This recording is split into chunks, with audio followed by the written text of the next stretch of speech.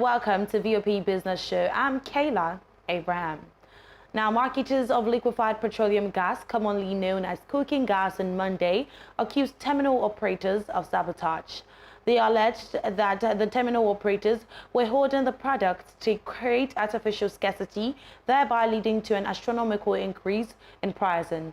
Acting under the aegis of the Nigerian Association of Liquefied Petroleum Gas Marketers and led by their president, Oladapo Olatubosun, the marketers told the Senate Committee on Gas in Abuja that the Nigerian liquefied natural gas had been consistent with its supply, but the terminal operators had disrupted the availability of LPG to Nigerians. He further told the Senate that Nigerians had no reason to buy gas at high cost.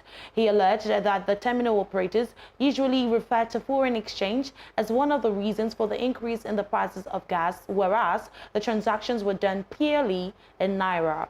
The marketers further insisted that if adequate measures were not taken to address the identified issues by December 2023, 12.5 kg of gas would be sold for 25,000 Naira.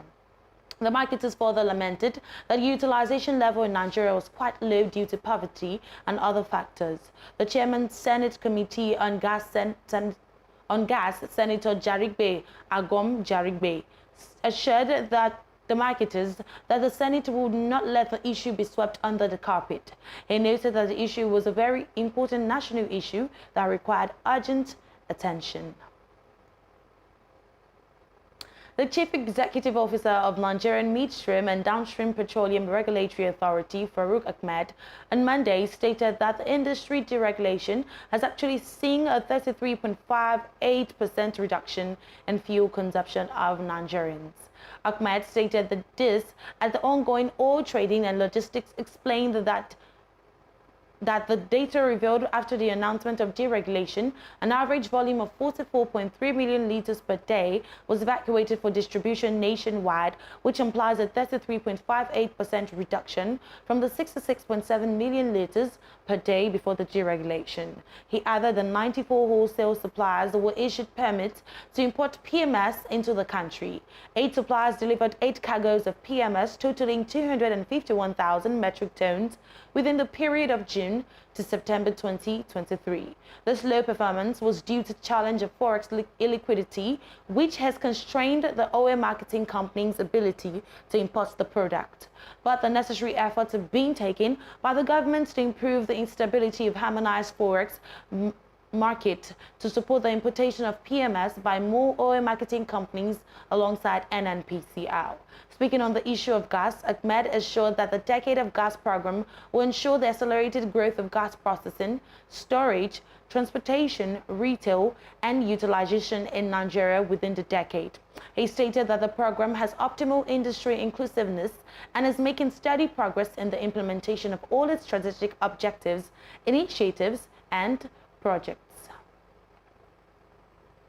A report by the Africa Development Bank has projected that Nigeria requires $3 trillion in infrastructure investment over the next 3 decades and around $165 billion in the medium term to establish a world-class infrastructure network capable of sustaining economic growth and development. Commenting on the AFDB report, the chief economist of the Development Bank of Nigeria, Joseph Nana, stated that the investment in critical infrastructure is imperative for achieving growth and development in the country, a priority underscored by the government through increased budgetary allocation for capital expenditure in recent years. Nana stated that any government action that hinders infrastructure growth and development has far-reaching implications both at the micro and macro levels, adding that development in Nigeria has been impeded by mismanagement of public funds along with lack of transparency and accountability, among other factors. The Federal Executive Council on Monday approved the application for $3.45 billion loan to finance 5 items. They include projects in the power sector, renewable energy, State Resource Mobilization Program, Adolescent Girls Initiative for Learning and Empowerment, and a Women's Empowerment Project. The Minister of Finance and Coordinating Minister of the Economy, Wale Edun, told State House correspondents that the federal government would proceed to receive the $3.5 billion zero-interest loan payable within 40 years with a 10-year moratorium, meaning payments would begin from 2033. The Finance Minister explained that the girls program worth $700 million would support young girls within secondary school age to equip them with marketable skills in addition to the academic achievements. Explaining further, the Minister of Education, Dr. Tahir Maman, stated that the girls program, which initially began in 7 states, was expanded across 11. The Federal Executive Council also approved the setting up of the Humanitarian and Poverty Alleviation Fund with the hope of raising the sum of $5 billion annually for emergency responses to humanitarian crises.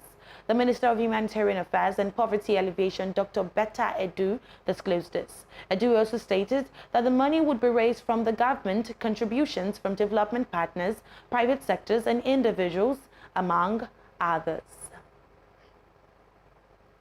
Lagos, Rivers, and the FCT led as the total internally generated revenue of states in the country marginally rose to 1.93 trillion naira in 2022.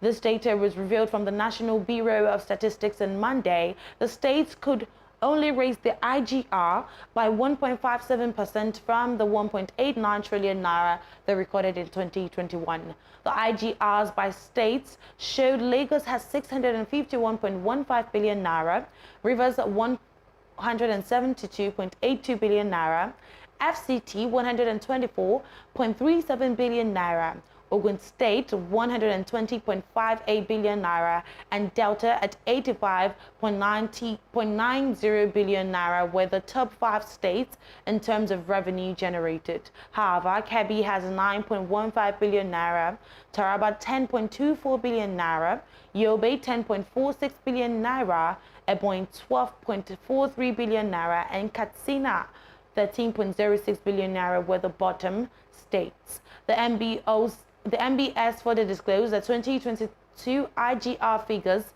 were for the state had 2 major revenue sources, namely taxes and ministries, departments and agencies revenue. It noted that the taxes subcategory recorded in the period included pay as you earn, direct assessment, road taxes, stamp duties, capital gain tax, withholding taxes, other taxes and local government areas revenue. Total pay as you earn collected in 2022 was 994.41 billion naira. Direct assessment tax amounted to 52.35 billion naira. Road taxes was 24.57 billion naira. Stamp duties was 27.13 billion naira. Capital gain tax was 3.52 billion naira. Withholding tax was 139.91 billion naira. Other taxes amounted to 179.95 billion naira.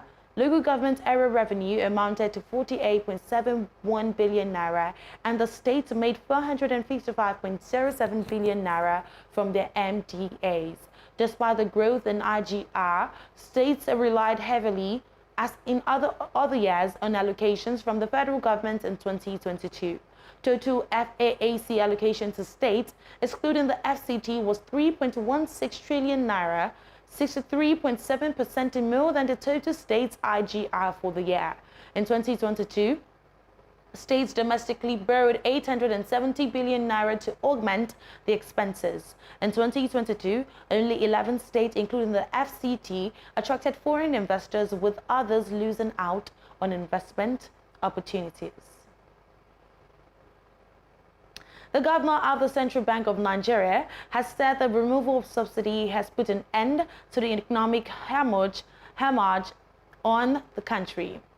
Yemi Cardoso, while stating this at the National Economic Summit in Abuja on Monday, stated that the country was bleeding out its resources during the regime of subsidy. The CBN governor revealed that he was expecting foreign investment inflow from foreign portfolio investors. According to him, while he recognized the current challenges associated with the removal of the fuel subsidy, Cardoso assured Nigerians that they have no reason to be anxious over the state of the nation since the thing responsible for the fiscal bleeding of the economy, namely subsidy, has been removed. The CBN governor further noted that since the removal of the fuel subsidy, the country has witnessed a substantial increase in revenue generation in the foreign exchange market, highlighting that Nigeria is now on the oath of rebuilding its economy. He emphasized that there will no longer be flip-flop policy decisions in the foreign exchange market, adding that the market will now be predictable and transparent and provide a leveled playing field for all interested investors and participants. The CBN governor stated that the lack of transparency in the forex market has resulted in a trust deficit on the part of the investors. In addition, the CBN governor stated that Nigeria is witnessing an increase in interest and foreign portfolio investment since the FX reforms. He further stated that confidence has been restored in the Nigerian market. Cardoso also noted that the CBN will publish robust policy documentation on what the rules of the FX market operation will be in the coming weeks. At the start of Monday's business activities, the value of the Nigerian naira continued its downward slide, dropping to 1,210 naira to the US dollar. Furthermore, at the importers and exporters window, the naira witnessed a depreciation of 5.4%, reaching 808.27 naira to the dollar last week.